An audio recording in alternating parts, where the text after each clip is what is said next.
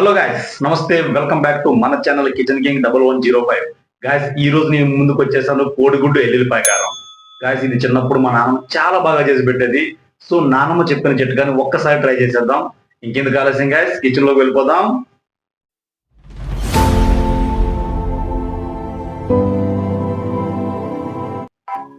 ముందుగా mix jar తీసుకొని అందులో 2 టేబుల్ స్పూన్ కారం వేసుకుందాం అండి.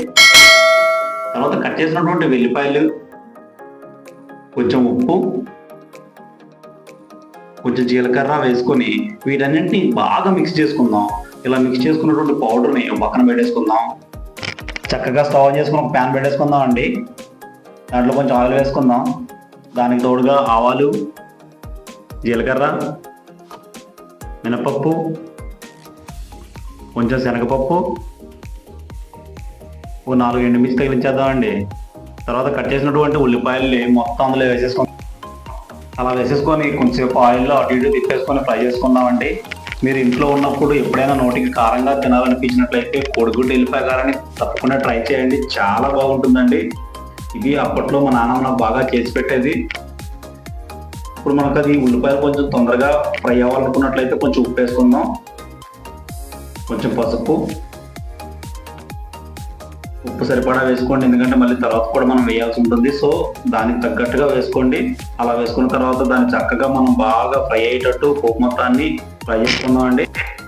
ఇలా కొంచెం లైట్గా కలర్ చేంజ్ అయ్యేంత వరకు బాగా ఫ్రై చేసుకుందాం అండి. ఇలా ఫ్రై చేసుకొని మన ఇంగ్రీడియంట్స్ అన్నింటినీ కూడాను కొంచెం పక్కకి ప్యాన్కి సైడ్గా చేసుకుందాం. సైడ్గా చేసుకుని సెంటర్లో ఆయిల్ వచ్చేటట్టు చూసుకుందాం. ఇట్లా ఆయిల్ వచ్చిన తర్వాత వాటిలో మనం కోడిగుడ్డు పగలు కొట్టేసుకొని వేసుకుందాం అండి. నేనైతే 4 కోడిగుడ్లు వాడుతున్నానండి. మీరు మీ ఇంట్లో మెంబర్స్ని బట్టి ట్రై చేయండి. ఇలా వేసేసుకున్న తర్వాత వెంటనే అయితే మాత్రం కలపొద్దండి. ఒక 1 or 2 minutes ఉంచిన తర్వాత కొంచెం వేడైన తర్వాత వాటిని మనం మిక్స్ చేసుకుందాం. ఓన్లీ ఎగ్స్ని మాత్రమే మిక్స్ చేయండి, మిగతా ఇంగ్రీడియంట్స్ని కలవనివ్వద్దు.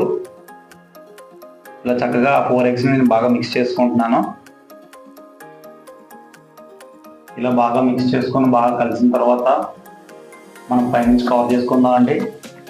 ఇలా కవర్ చేసిన 7 to 8 minutes తర్వాత మనకి ఈ విధంగా అవుతుందండి. తర్వాత వాటిని మనం నీట్గా పీసెస్గా చేసుకొని మొత్తం కలిపేసుకుందాం అండి.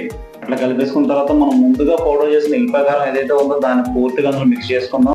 ఎల్లిపాయ కారం మొత్తం అంతా కవర్ అయ్యే విధంగా పూర్తిగా మిక్స్ చేసుకుందాం అండి. ఇట్లా మొత్తం మిక్స్ చేసుకున్న తర్వాత మనకైతే చాలా మంచి టేస్ట్ వస్తుంది. మనకైతే కోడిగుడ్డు ఎల్లిపాయ కారం నీట్గా చక్కగా తయారైపోయిందండి. మీరు కూడా ఇంట్లో ఒకసారి ట్రై చేయండి. నోటికి రుచిగా కారంగా ఏదైనా డిఫరెంట్గా తినాలనుకున్నప్పుడు కోడిగుడ్డు ఎల్లిపాయ కారాన్ని మీరు తప్పకుండా ట్రై చేయండి, చాలా బాగుంటుంది. నా వీడియో నచ్చినట్లయితే సబ్స్క్రైబ్ అండ్ లైక్ చేయండి ఫ్రెండ్స్. మళ్ళీ వీడియోలో మళ్ళీ కలుద్దాం. అంతవరకు సెలవు.